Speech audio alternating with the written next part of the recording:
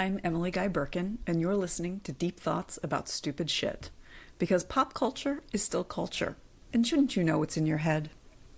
On today's episode, I will be sharing my deep thoughts about the 1993 film Jurassic Park with my sister, Tracie Geidecker, and with you. Let's dive in. Have you ever had something you love dismissed because it's just pop culture? What others might deem stupid shit, you know matters. You know it's worth talking and thinking about. And so do we. So come overthink with us as we delve into our deep thoughts about stupid shit. All right, Trace, I know you've seen this movie. I'm pretty sure we saw it at the theater together. Maybe. But tell me what you remember about... We're going to stick to the original Jurassic Park. It has become an enormous franchise, and I can't keep up. So I just want to talk about the Steven Spielberg film. I will also be talking a little bit about the book, the original book. But I'd love to hear what you remember about this movie. Yeah, I don't remember a lot. Like, it's, again, this often happens with things from childhood, or I guess 93 adolescence, where they're like kind of flashes. I remember that they extracted the blood from a mosquito trapped in amber and then cloned the dinosaurs. I remember the car chase with the objects in mirror, maybe closer than they appear, and the T-Rex in the mirror, which I mainly remember because of Toy Story, I think, which spoofs it. I remember the terrifying, like, jump scare, heightened terror moment of the velociraptors chasing them in the kitchen, I think. Mm-hmm. I remember Jeff Goldblum is a dish in that movie. Oh my God, is he a dish? With the unbuttoned shirt, like, whoo. With a tall drink of water. I remember Jeff Goldblum in that movie. And Sam Neill is like a very, like, avuncular, trustworthy scientist. Mm-hmm. And there's something. Wears the hell out of a neck scarf too. and I have vague memory of like the glass of water kind of like shaking because of the footsteps of the I think the T-Rex. Mm-hmm. Yeah, that's kind of what I remember in terms of the actual like flashes of like what was on the screen. Mm-hmm. And then, some of the lessons that I remember are like, quit fucking with that shit, humans. That's the lesson that I like. And the moral of the story is. So, yeah, that's what I got. But tell me, why are we talking about it today? What's in it for you? What's at stake? There's a couple things going on with this. Now, the film came out in June of 93. I was 14 years old. I had just finished my 8th grade science. I had this amazing science teacher named Mr. Anderson for all 3 years of middle school, 6th, 7th, and 8th grade. And one of the things that he did that was really great was he would take stuff that was like in the zeitgeist and build that into the science classes. And specifically, he had read the Jurassic Park book, and he did an entire unit on cloning, on dinosaurs. And so I went into the film and into reading the book already knowing what the conceit was about taking the blood from the mosquitoes in amber because of Mr. Anderson's class, which was pretty cool. And because there was this multi-million dollar marketing campaign, like, we knew Jurassic Park was coming. We knew dinosaurs were going to be a thing that summer. So because of all of that, I was well prepared for that to be a summer blockbuster that was important to my generation. Then my bus stop, there were 3 other kids who caught the bus at the same bus stop. And one of them had the Jurassic Park book and read us the scene at the bus stop where Dennis Nedry, it's played by Wayne Knight, I think of him as Newman from Got it, yep. Seinfeld. Yep. Yeah. That guy. That guy, the postal carrier. read us the scene where Nedry dies, and it's delightfully gruesome. So I remember him reading that out loud to us at the bus stop, and I was like, I gotta read that book. And I was at the age where I wanted to be able to say, oh, the book's better. I feel like a lot of people in our culture have not outgrown that. No, that's true. And in this case, the book is not better. Oh, cool. And I have very specific reasons for feeling that way. So I believe, as I recall, I read the book before the movie came out because we had like enough lead time. And it was like a major film. I mean, like everyone I knew went to see it. I think I saw it in the theater more than once. And it has been, something that I have gone back to multiple times. It's the first film that was like a summer blockbuster that felt like it was mine. Mm. So, like, you and I have talked offline about the movie Jaws, which was Spielberg's first like summer blockbuster movie, and the importance of that movie. Came out in 1975, I think it was. So I'd heard of it, of course, and, always been a movie buff. Never really saw it until I was in my late teens. I saw it in the theater at a revival in, I think, 2015. This was for the 40-year anniversary. It was an amazing experience. But that was me. That's all hindsight because it came out before I was born. This was like, Spielberg made this for me. Like, this is for you, kid. You're 14. You're at exactly the right age to love the shit out of this. And I did. So it was not like it was my identity or anything like that. It was a fun movie that I really, really, really enjoyed. But unlike other movies that I felt like I kind of wrapped around me and made part of who I am, I don't think it was quite like that. But the experience of, like, I am the movie-going public that they're making movies for, that was amazing. That felt incredible. And as I have aged, I don't care that I'm no longer like the main demographic for things, but there are times when I kind of miss that feeling of like, you, Emily, are who we want to impress with this movie. Yeah.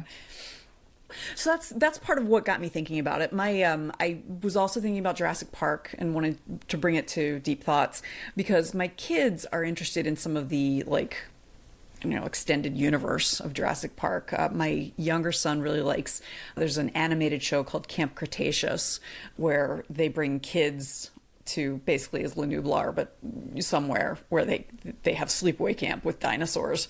Which I'm like, have they not learned at any point? Didn't I just say what the moral of the story was? I know. But it's like, dinosaurs. So that's part of it. Another reason I wanted to talk about this is because of my experience of reading the book. Now, I really enjoyed the plot. It's a page turner. I mean, I will give Michael Crichton full credit for being an excellent plotter. He is very, very good at marrying this, like, really interesting science with very interesting and, like, compelling plots. But as I was reading it, I was horrified. Like, I could not stand the only two female characters in the book. There's Lex, the little girl, and then Ellie Sattler. And they changed it in the movie. In the book, Lex is the younger sibling, and she is basically useless. And, in the movie, they make her the hacker, and Tim is the one who's into dinosaurs. In the book, he's into both, and he's the older sibling. And it was awful. And then Dr. Sattler is, like, just a cardboard cutout who's got breasts. And I remember saying something to an adult in my life who had also read the book in expectation of the movie coming out. And this adult in my life told me, like, oh, I think you're being oversensitive. So one of the things that was really vindicating for me, although, again, I don't think I could have articulated it at the time, was the fact that they did make changes to Dr. Sattler and Lex's characters so that they were no longer like cardboard cutouts with breasts are completely useless. So that helped me understand that I can trust my instincts. Like if it, quacks like a sexist duck and walks like a sexist duck, it might be a sexist duck. So that was really helpful. We talk a lot about the furniture in our mind, and I think in movie catchphrases. So, for instance, if I'm about to do something, I say, hold on to your butts, like Samuel L. Jackson's character in this. But when someone surprises me with something that they've done that's smart, especially like a toddler or, something like that, I'll be like, clever girl, like Muldoon. This film is actually surprisingly kind of feminist, and in ways that I know Spielberg, Crichton definitely, and the other filmmakers, involved in this were not necessarily intending. There's some that they very much were intending, but that I think is one of the reasons why I wanted to talk about this film, is because of what a bad taste in my mouth the book left, and the way that it helped me understand that I can trust my instincts. Yeah.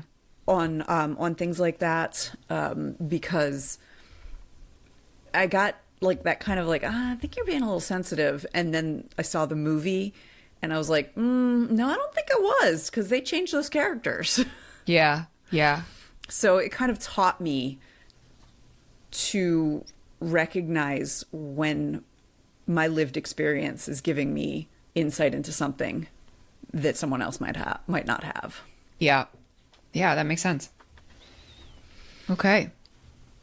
So remind me, besides the flashes that I have, the vignettes in my mind and Jeff Goldblum looking dishy, what happens in this film? What's the plot? So, thumbnail plot, a man named John Hammond, who we don't have a good sense of exactly who he is or like how he has made his money, but he is some sort of titan of some sort of industry, has developed a way to clone dinosaurs, as you mentioned, by finding mosquitoes from the Cretaceous period trapped in amber, that they then extract the blood from those mosquitoes and use that to sequence the DNA of whatever dinosaurs they had bitten. So we start the film seeing a velociraptor kill a worker at the park. And so because of that, and Spielberg does not actually show the velociraptor. You see they're trying to transport it, and you see the worker get like dragged in, and Muldoon holding on to him, trying to save him. So because of that, the investors and the lawyers need proof that the park is going to be okay, because Hammond is building an amusement park with this amazing technology, which is such a capitalist thing. I mean, I will say Michael Crichton got that right. So to make sure everything's safe, Hammond has brought in Ian Malcolm, the dishy Jeff Goldblum, who is a mathematician who's an expert in chaos theory. Unclear why that would be helpful in determining if this park is safe. Malcolm is actually brought in by the lawyer Donald Gennaro, who is he's the blood-sucking lawyer, is the way that they describe him. Oh, so the lawyer brings in the chaos guy. Yes. Oh, yeah. Interesting. And Gennaro represents the investors. So he is not really there on Hammond's behalf.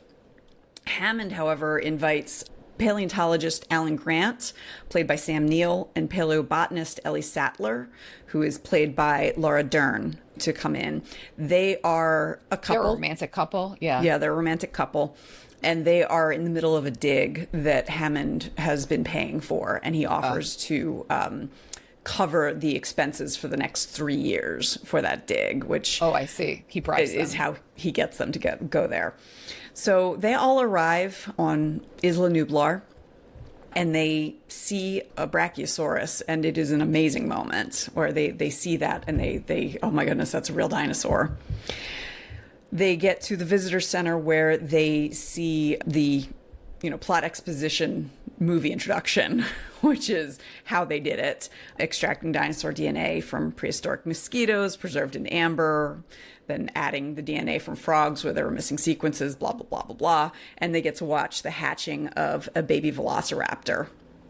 While they're eating lunch, it's Hammond, Gennaro, who's the lawyer, Ian Malcolm, Ellie Sattler, and Alan Grant. So the 5 of them are debating the ethics of doing this. And all 3 of the outside experts, Malcolm, Grant, and Sattler, are like, yeah, this ain't a good idea. This really ain't a good idea. And Hammond, the lawyer, meanwhile, has been like, we're going to make so much money. And Hammond's like, why is the blood-sucking lawyer the only one on my side? After lunch, Hammond says, go take a tour of the park.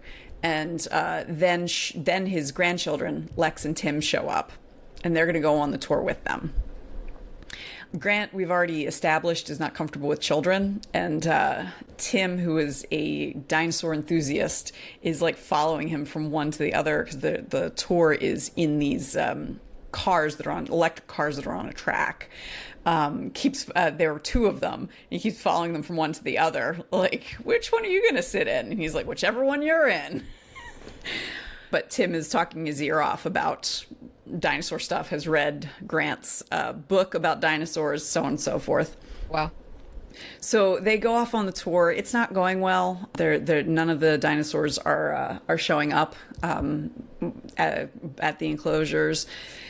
And so at one point, they get out of the cars and they go start exploring. They find a sick triceratops. So Sattler stays with the triceratops and the veterinarian, who's going to give her a ride back to the visitor center in his gas-powered Jeep. And everyone else gets back in the electric cars to continue the tour. So while that's happening, Hammond goes to like the control center, and we get to meet several other of the staff members. We meet Arnold, who is played by Samuel L. Jackson, who is this kind of no-nonsense, like, your favorite manager at work kind of guy, because he's got this dry sense of humor and takes no shit. He's the one who says, hold on to your butts. We meet him. We meet Dennis Nedry, who is played by Wayne Knight, who he was Newman on Seinfeld. So every time I see the man, I go, Newman. Right. So we meet him. We've already had a little bit of backstory about him. Nedry is very dissatisfied. He's disgruntled. He apparently is not happy with the amount of money that Hammond is paying him. He is the computer designer, engineer for the park. And he has everything set up via automation. And he is constantly saying no one else could do this but me. And Hammond is saying to him, he complains that he isn't making enough money, and Hammond says to him, I'm sorry that you're having financial troubles. I really am, but that's not my problem. And it's also clear that there was bidding. So Nedry got the winning bid. So he bid too low or something. I don't know. So he's disgruntled. And so because of that, earlier in the film, we saw him have a meeting with a representative from a competing company who wants him to, he's going to steal some embryos of an embryo for each of the dinosaurs and get them off the island. And so he has a plan. He just needs 20 minutes to shut things down so they can't see what he's doing, get the embryos from the lab to the dock where the ship is going. And he is given, I think it's 1.5 million, and then it's going to be another 500,000 for each embryo he successfully smuggles off. We've already met him, but didn't really know who he was. Muldoon, who is a big game hunter, basically, and he is the expert there for making sure that the predators are safely contained. His name is Muldoon, and he is played by Bob Peck. And he is probably my favorite character in the film because he has so much respect for the animals. He respects their savagery, their danger, like what it is they are capable of, and recognizes that they're not doing anything other than what they do. You know, they're not misbehaving or anything. This is just that's what they do. So while the cars are coming back, the tour's coming back, there's a storm bearing down on the island. And Nedry puts his plan in place, which requires shutting things down so that security cameras can't be seen. He can get in and out of rooms that would otherwise be locked, that sort of thing. And so he is able to successfully slip away from the control room, get into the lab, get the embryos, and get out again. But the storm at that point has come in, and it is raining fit to be tied while he's trying to drive to get to the dock in a gas Jeep. Like, he drives into the signpost that says which way to go, and has trouble figuring out which direction he's supposed to be going. He then gets stuck on a tree branch that has fallen over. When he gets out, he kind of slips down and is confronted by a dinosaur that is basically made up. It's the name of a real dinosaur, but none of what they have in the film or the book is what they were actually like. But it spits a poison in his face, which is what, according to the film, that's what they would do to their prey, and then attacks him and eats him and exits stage right, Nedry. Meanwhile, because Nedry is gone for longer than the 20 minutes he thought he would need it to be gone, they cannot figure out what bug he put in the code to keep things from happening. So at this point, Ellie, Muldoon, Hammond, and Samuel L. Jackson, Arnold, are the only ones there, and they know that the children, Ian Malcolm and Alan Grant, are missing. So they suggest, like, the only way to get everything back up online so they can cage the animals and close everything is to turn the whole system off and back on again, because otherwise they'd have to go through 2 million lines of code to figure out what Nedry had done. But by turning the system off and back on again, that means that all of the enclosures are now open, including the velociraptors, which are the dinosaurs that are even scarier than T-Rexes. And that's what this film did, is it made velociraptors like the big bad of dinosaurs, when it had always been T-Rexes when we were kids, because they are supposed to be extraordinarily intelligent. Right. Small, but very clever. Smaller than the T-Rexes, but very, very clever. Yes. And that actually even is the way that they characterize the velociraptors in the film. I don't know if they didn't know this at the time, or if and it's since come out, or but it is no longer, or it is not what velociraptors were actually like. But it's a film. I think they were either larger or smaller than they are shown to be. It's similar to this. I know they didn't know at the time, but T-Rexes had basically feathers, which we didn't know in '93. Yeah. So they are able to turn it off and back on again, but they realize they also need to throw the main breaker, basically, which is in a shed on the other side of the island. Arnold goes to turn it off and back on again. He's gone for too long. They realize something must have happened. And so at that point, Ellie and Muldoon go to, and actually something I noticed last night when I rewatched this film, every single character except for the children and Ellie Sattler are listed by their last name in the credits.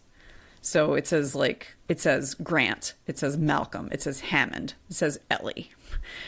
And it's not Alan Grant or John Hammond, it's just last name. But then it's Ellie, Lex, and Tim for the woman and 2 children, and that bothered the crap out of me, and I'm doing it myself. Sattler and Muldoon go to turn the main breaker on, basically, and they discover that the velociraptors have escaped as well. So Sattler is able to, with Hammond's help, get things turned back on, and she is attacked by a velociraptor and Muldoon is attacked and killed by, there are 3 velociraptors total, killed by the other 2.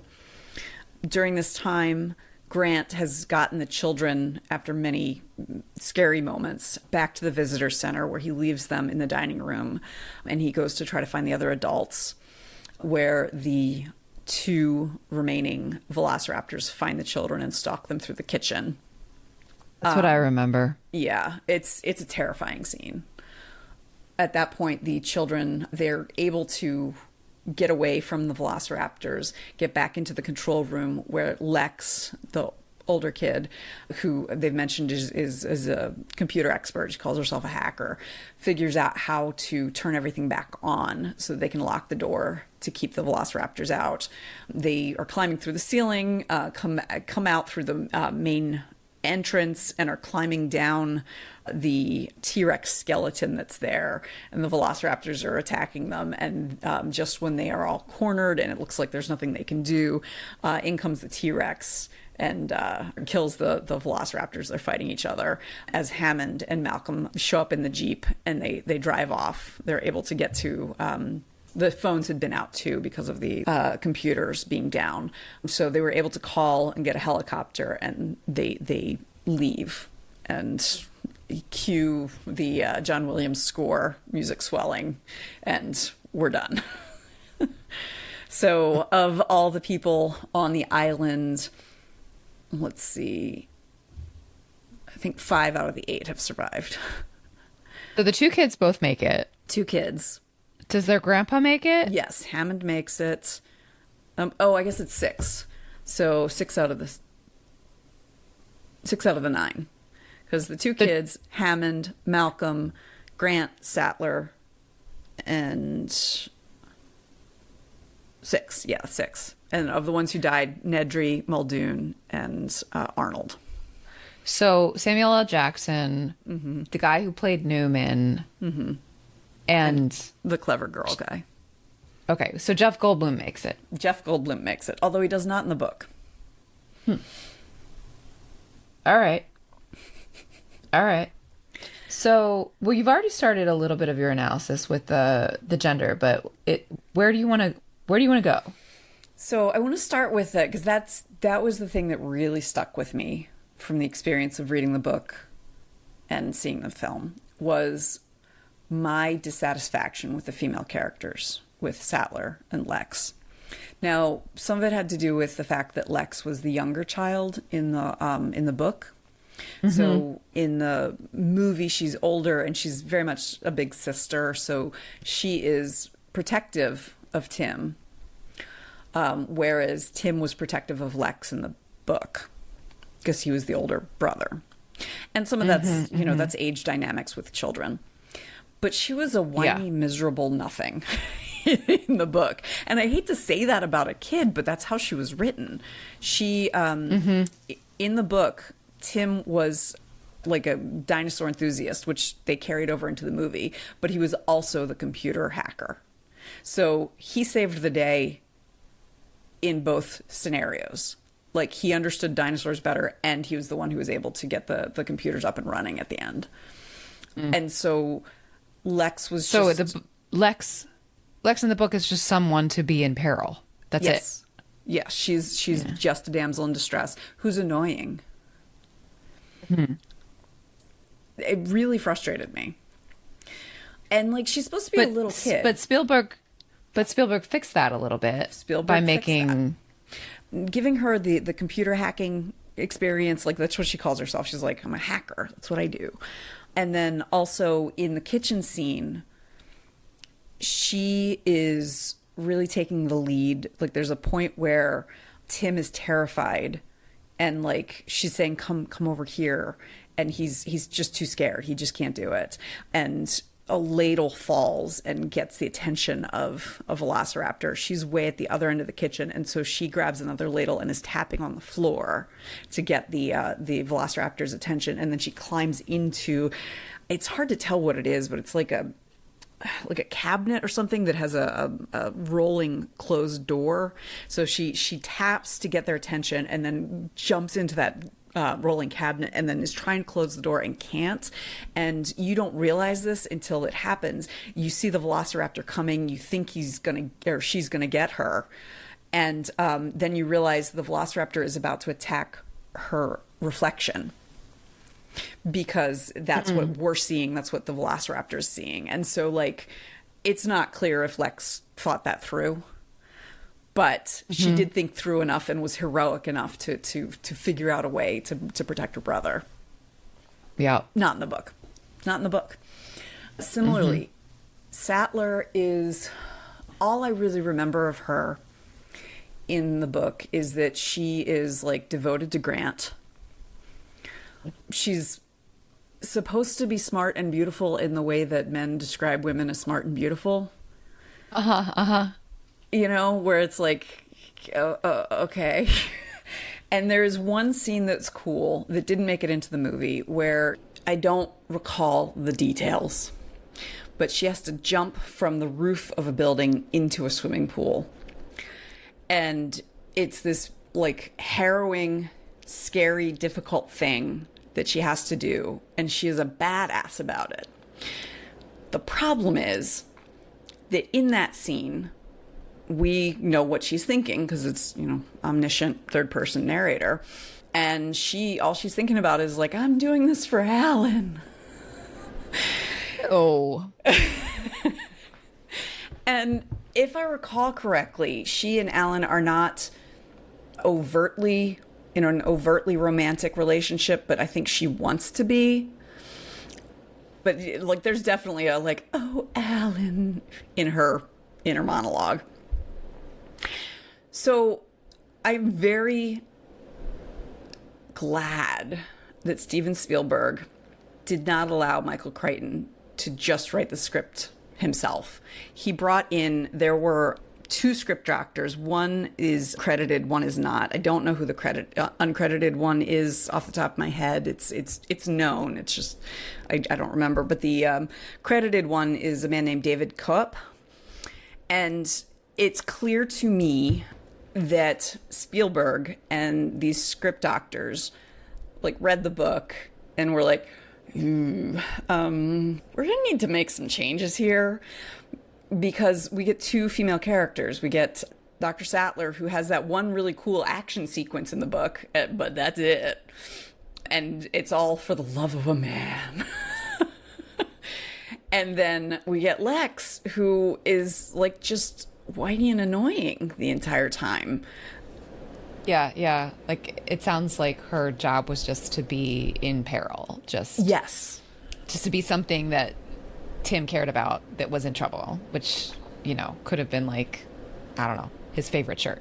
Like a shirt that he felt sentimental about, but yeah, still a shirt. Yeah. So, and it's interesting how with like Spielberg at the helm and with the script doctors and even with like casting decisions and things like that, they did a really good job of making the film both intentionally and unintentionally feminist. So there is an overtly feminist moment that Sattler has. It's when she and Muldoon are going to go to the shed on the other side of the island, turn on the electricity, basically. And Hammond is saying, you know, at that point, Malcolm is injured. It's Malcolm, Hammond, Muldoon, and Sattler. That's who's there. And Sattler's like, I'm going. And Hammond says, well, really, I should be going instead of you. She's like, you should. Why? And he says, well, because because he's saying, I'm a man and you're a woman. Even though Hammond is in his 70s and she is a late 20-something, fully capable. It's Hammond who's saying he should go instead of her. Yes. Oh, okay. Yeah. And the guy who's broken his leg is not. Malcolm cannot. Okay. Muldoon's already going. So she says to him, she sighs and she says, we can discuss sexism and survival situations when I get back. Nice. Which is amazing.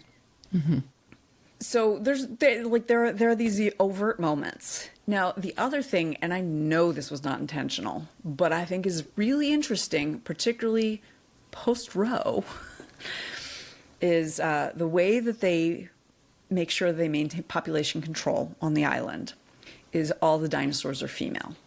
They manipulate the genes to make sure that all the dinosaurs are female. So in a single sex environment, they cannot reproduce. Mm-hmm.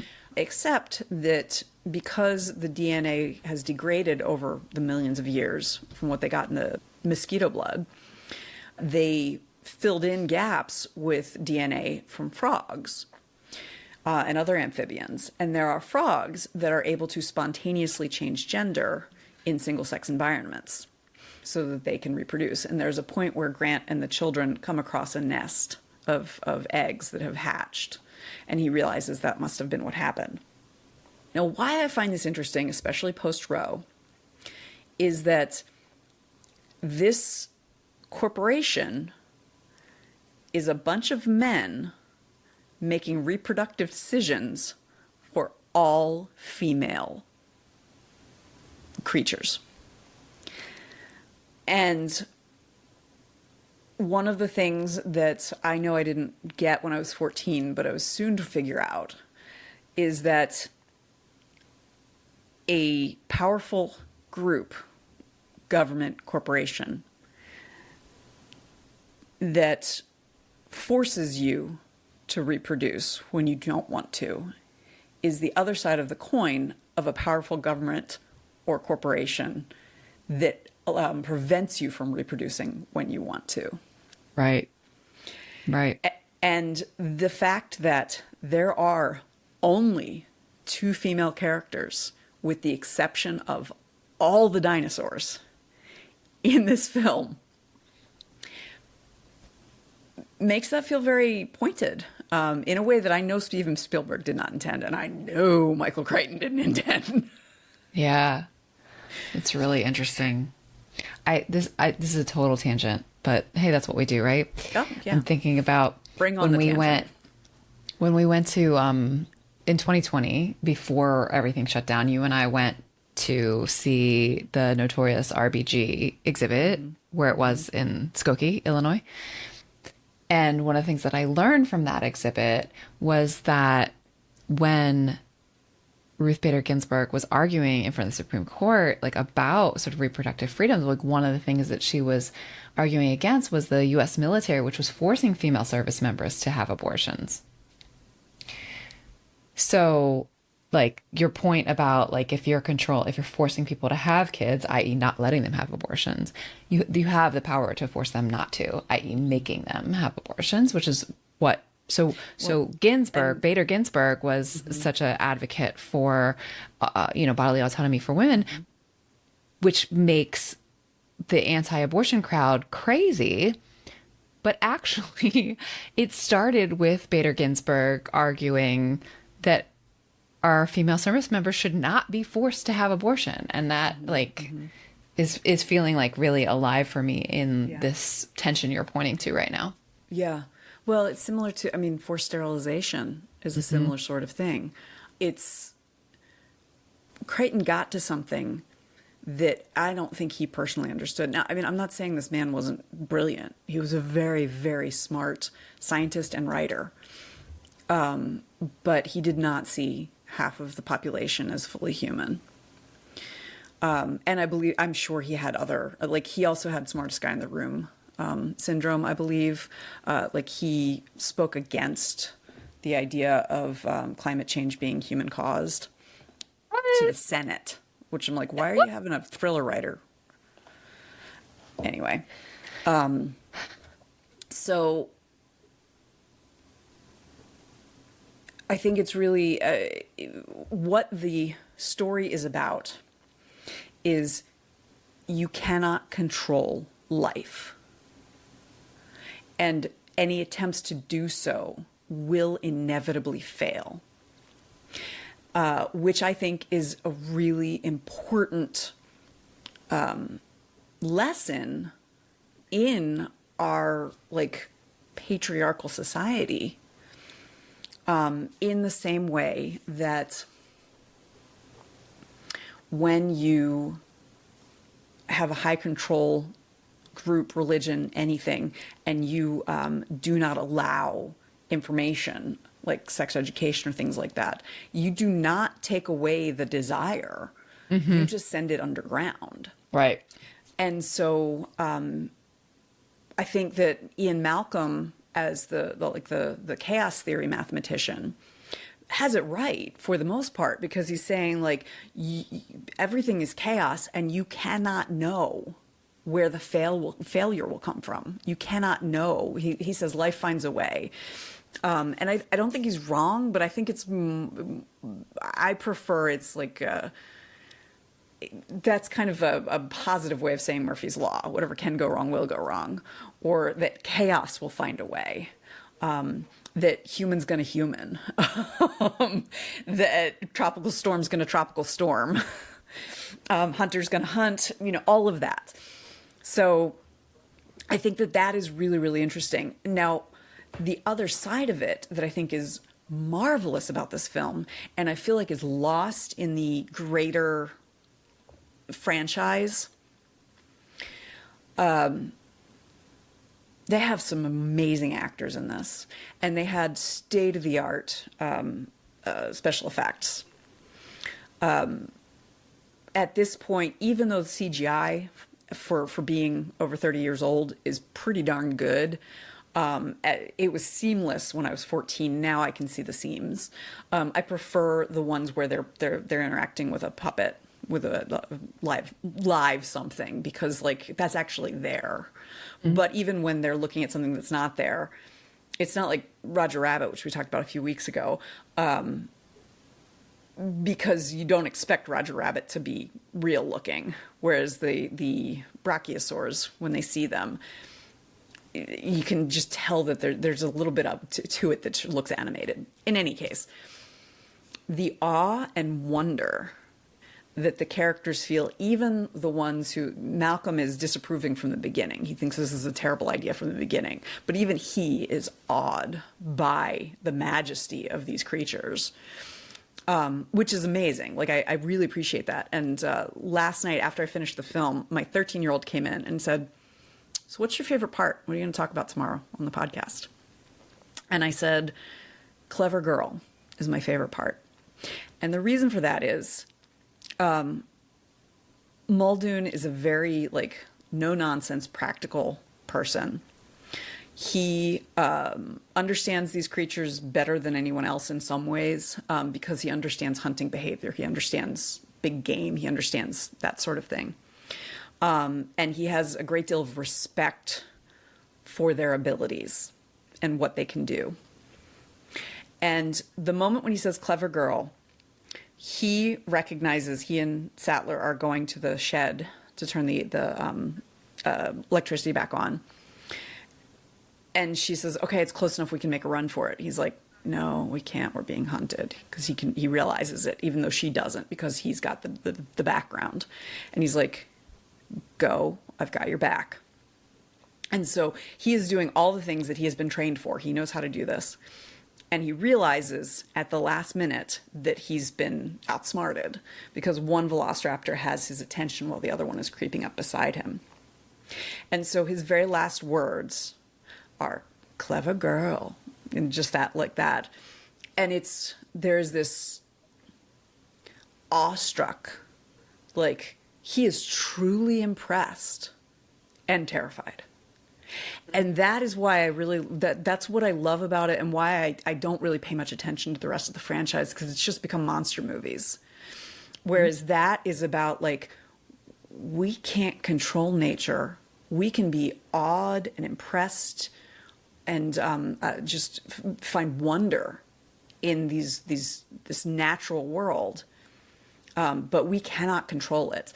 And so that moment is like this combination of the fact that he is so overwhelmed with respect for this creature that's about to kill him, that he doesn't scream.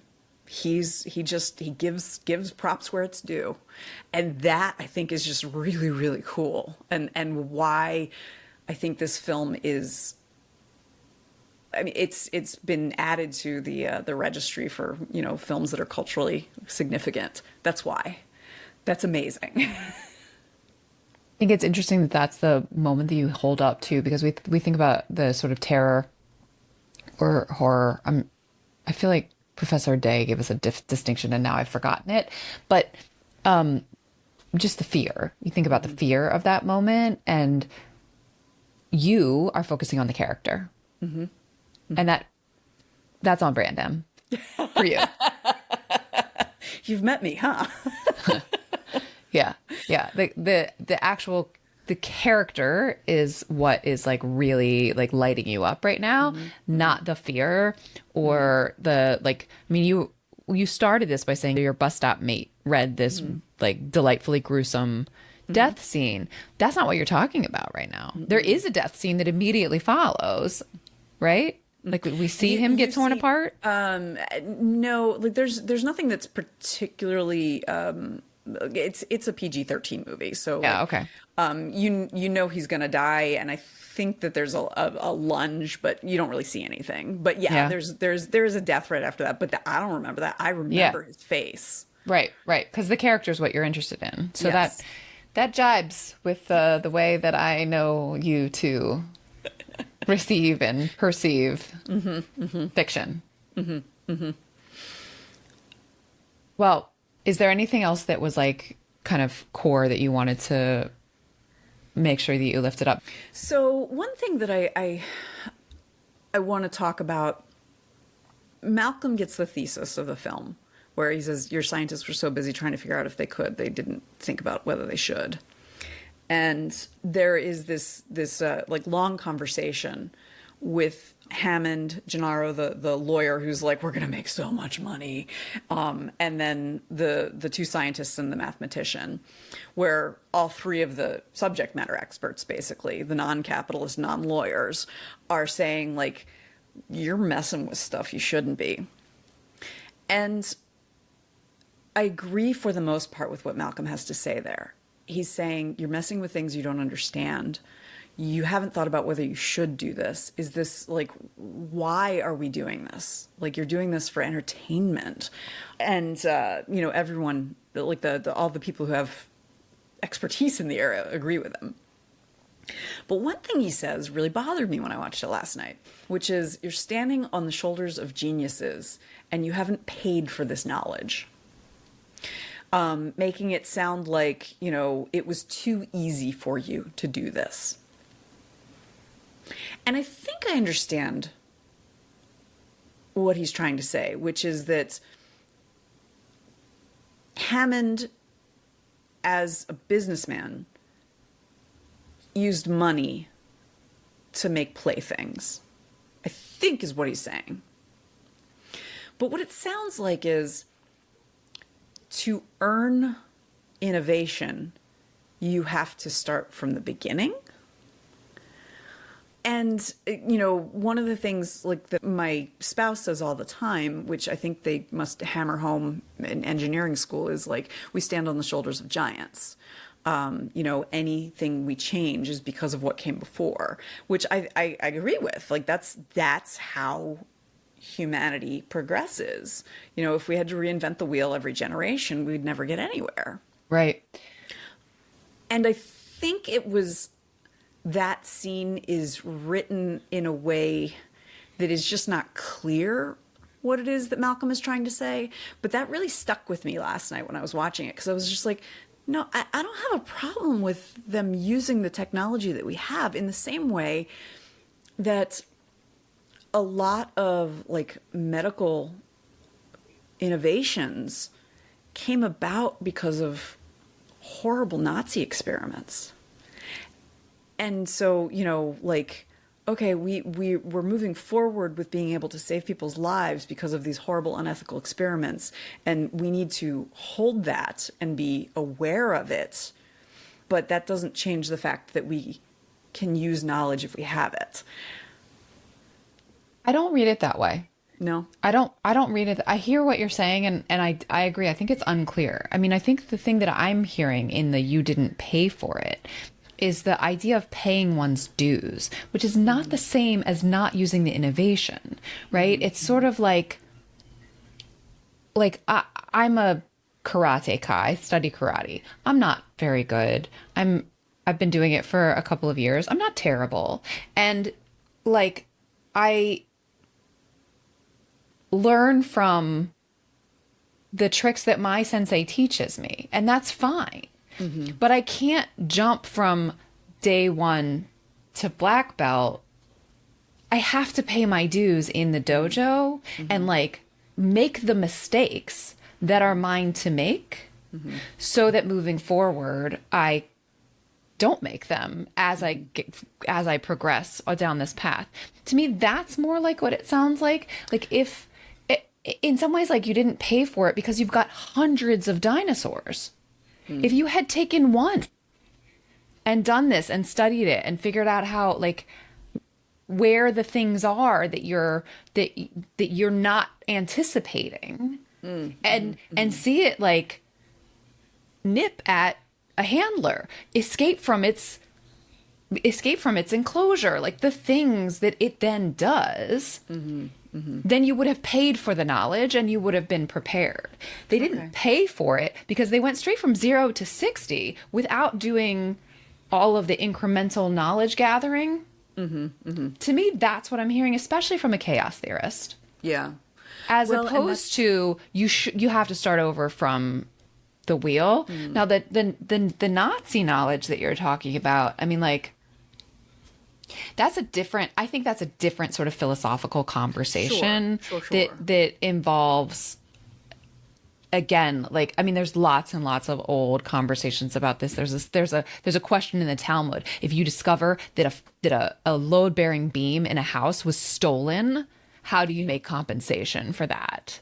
Right? Do you owe the original owner just the cost of the beam, or do you owe them the cost of the house? Do you have to deconstruct the house and give it back? Like, that's a much, much bigger question. I don't think that's what the Malcolm character was getting at. To me, it's more like you didn't pay your dues, I'm putting quotes around that, in terms of even this scientific experiment in order to get it where it currently lives.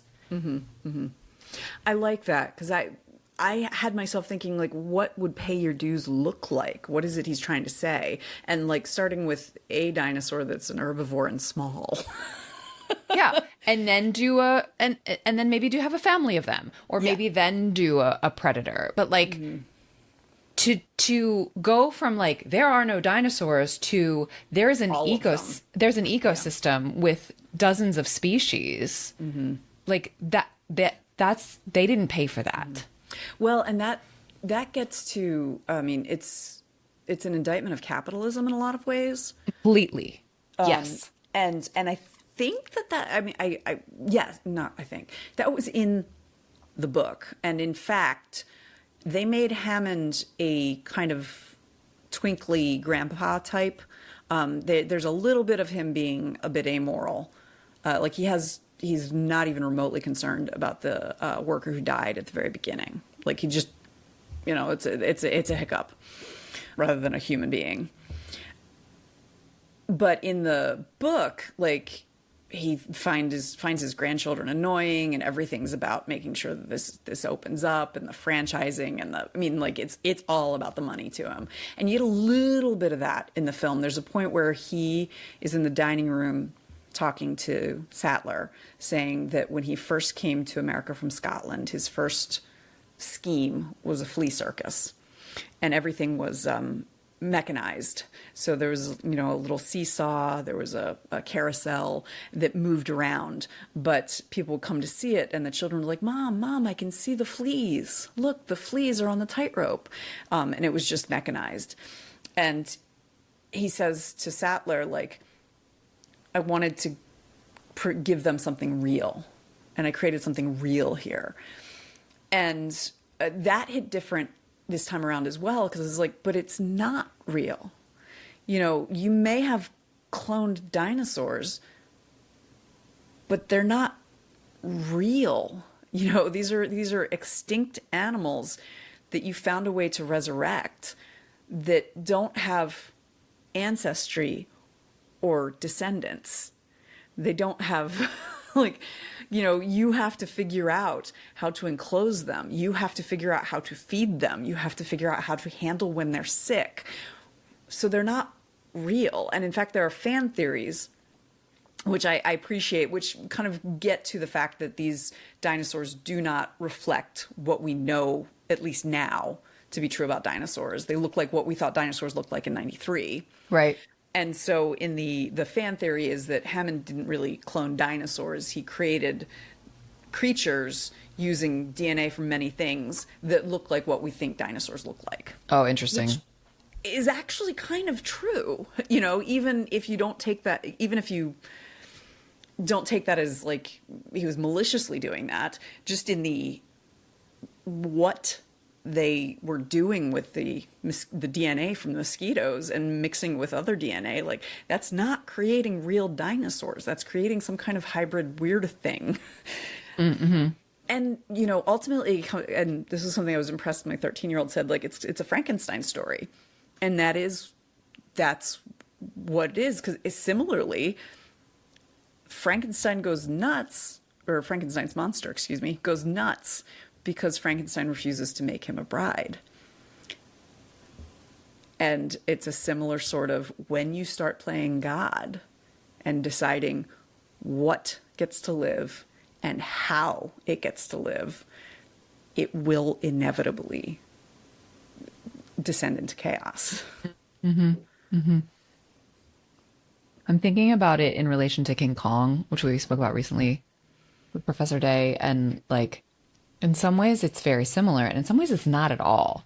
Because I think the thing about Kong, in terms of your distinction, what's real and what's not, Kong was real, right? He had a life on Skull Island. He existed independent of those who would exploit him, versus these dinosaurs who did not. So it's still, there is still a, like, you can't contain nature, and like sort of the nature versus technology, nature wins. There is still that message, but it's a very different sort of vehicle, which is kind of interesting. It's a very similar and different. Like in some ways, it's very similar. It's this giant monster, but it's coming from a very different angle. Yes, I guess that's the right metaphor. Yeah. Wow. Okay. One other thing I want to mention, and it's just because, so in our sister podcast, because we took so long between episodes, I mentioned it in every episode for like 3 or 4 running. What is my pet peeve about the fact that in a lot of pop culture, characters who are not interested in having children end up having children. And I really don't like the fact that we force that in so many cases. Something I find really interesting about this film and the franchise is that Grant makes it clear from the beginning he does not want kids. And that's part of like a long-standing kind of joke. And part of what actually makes this a little bit feminist is that Grant is the one who is very uncomfortable with kids and is protecting them the entire time. And, at the end, when they're in the helicopter on the way back, they're cuddling and falling asleep on him because they bonded with him over this time.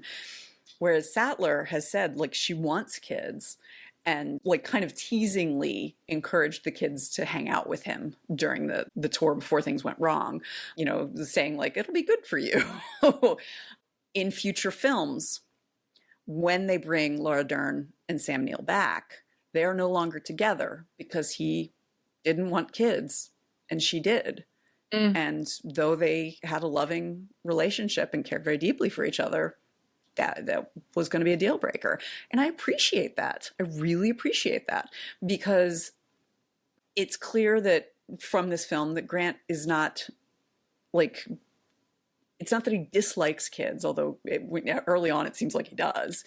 It's that he doesn't know how to handle them. He doesn't know what to say to them. He doesn't know how to deal with them, and he doesn't want any in his life. That doesn't mean he hates kids. It doesn't mean he's going to be like a bad adult in a child's life. He just doesn't want them, and she does, and that's okay.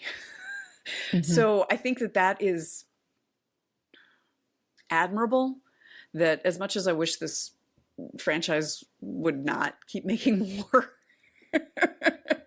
I do appreciate that they have that detail, because the way the film ends, it looks like, and they off into the sunset, and Ellie and Alan are gonna get married and have babies. And that's not what happens, because reproductive freedom is reproductive freedom. Okay. There's a lot. So I will do my best. I'll do my best. So one of the things that I heard loud and clear is that this film corrects some of the misogyny and sexism that was very present in the book of the same name. And that was done in some ways intentionally. So, for instance, some of the lines that Sattler is given to say, for instance, I'll talk about sexism in dangerous situations when I get back. And the thing about, and then the dinosaurs killed man and woman inherits the earth. So she's given some explicitly kind of like wave the feminist flag dialogue to say. So that obviously wasn't intentional. But then there are other things that happened that maybe were kind of the product of circumstance, i.e., Spielberg wanted to work with this child actor who was a boy, who was younger than the kind of lead kid needed to be. And so we ended up with the older child being the female child, who was actually capable and smart and brave and not annoying as hell. Which may or may not have been intentionally feminist moves on the parts of Spielberg and the other movie makers, as a correction to what was in the book. We also get, and I think you are right in saying that Crichton did not do this on purpose, but we get some of the sort of meta lessons about bodily autonomy and reproductive freedom, since 100% of the dinosaurs are female, which the male scientists believed would keep them from reproducing, and they do anyway, using their skills from their frog ancestors. So I think that was an interesting piece. We talked at some length about the final words of Muldoon, who was the big game hunter subject matter expert. So in some ways, he was the one most equipped to survive this. And he is outsmarted by a velociraptor. And when he realizes he has been outsmarted, he says this line that you repeat to yourself sometimes, clever girl, which is his final words. The thing that stayed with you all these years later, that continues to live in your brain, is not the fear of, oh my gosh, this terrifying death lizard has outsmarted me, but wow, this terrifying death lizard has outsmarted me, which is really interesting. It's not the emotion of the fear, which which horror trades on. It's not about the emotional release. It really is about the character and the awe of nature. We talked a bit about sort of the subject matter experts all being like, this is a bad idea, this is a bad idea, this is a bad idea. And the capitalists being like, yeah, but we're going to make so much money. And the ways in which Crichton got that right, that feels like a lesson that we can continue to learn from.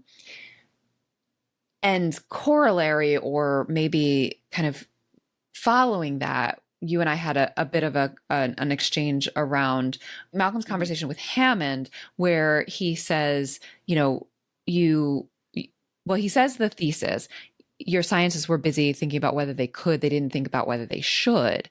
And then he also says, you didn't pay for this, you didn't earn this, which I think if we read that as him saying you don't get to use innovation of previous, standing on the shoulders of geniuses, if we read that as him saying you can't use the innovation of previous geniuses, like, this doesn't make sense, and we disagree with him. But if we can read it as him saying, like, you didn't pay your dues metaphorically speaking, to get this experiment to the stage where it is now, you jumped too fast from no dinosaurs to a whole ecosystem of dinosaurs, then it does make sense and kind of fits with the earlier thesis that we heard. You didn't think about whether or not you should. So there was a little bit of smoothing out there.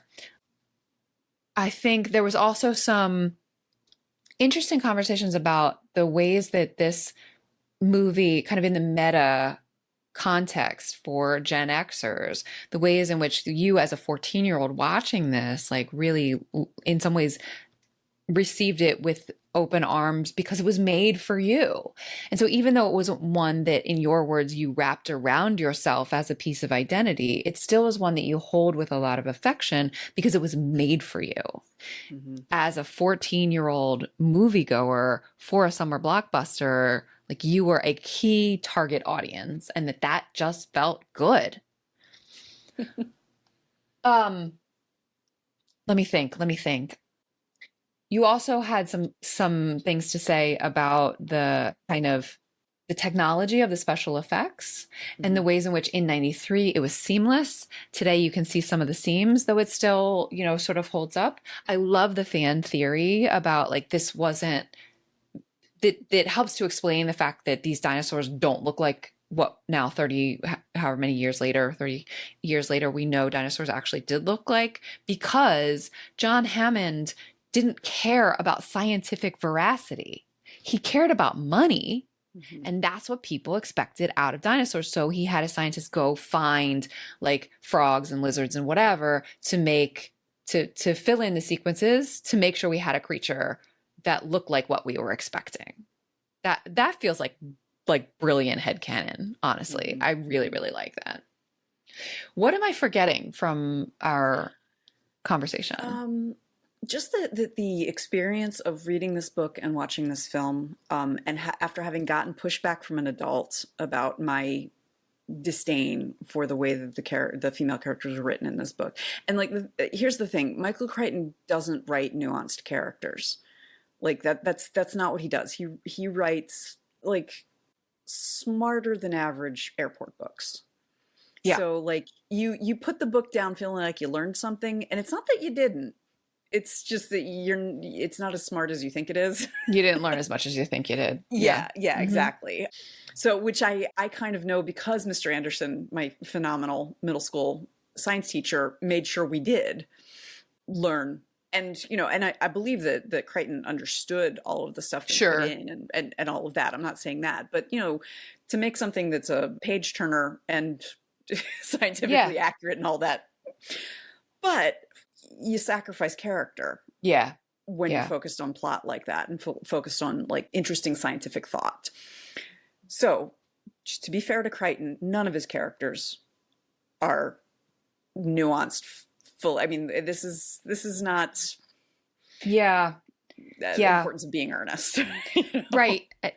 Which also is right. So I'm actually going to bring it back to karate here. So my sensei teaches us that we do these exercises that are ridiculous, that you would never actually do in a fight because they're so big. Like you make these like big moves where you're starting from way back, like to do a block, like you start from way behind your head. You would never do that. And what he always says is we start really big in these big squares because in the field, you have to cut the corners off. And if you start small and you cut the corners off, there's nothing left.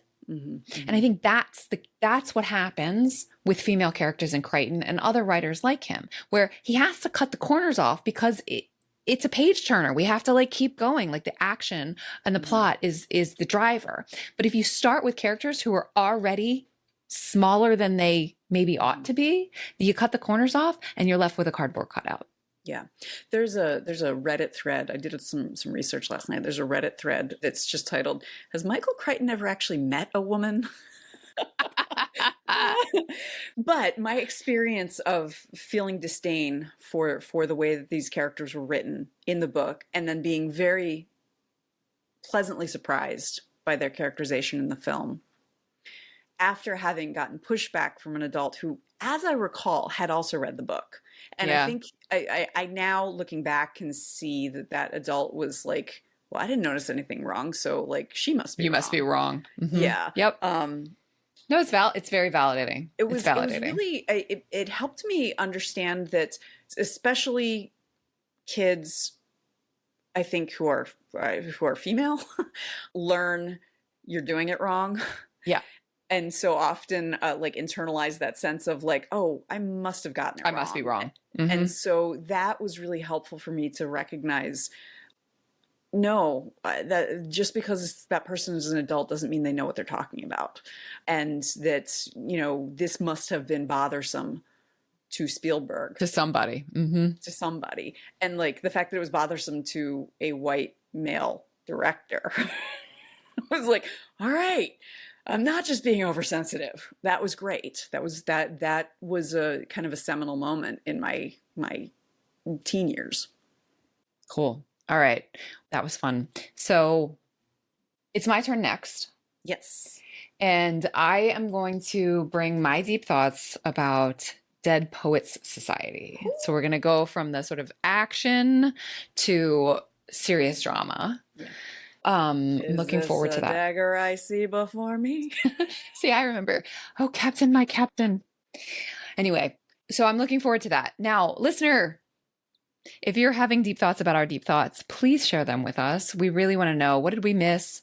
What surprised you? What do you think we're wrong about? Please let us know. You can send us a text from whatever pod platform you're listening on.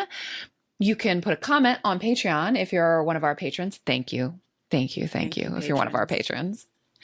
Or you can send us an email at guygirlsmedia@gmail.com. We are also now on Facebook at facebook.com/DTASS podcast.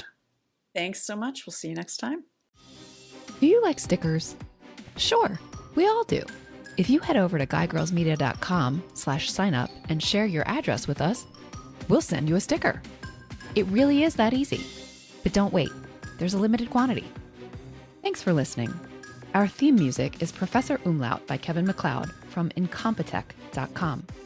Find full music credits in the show notes.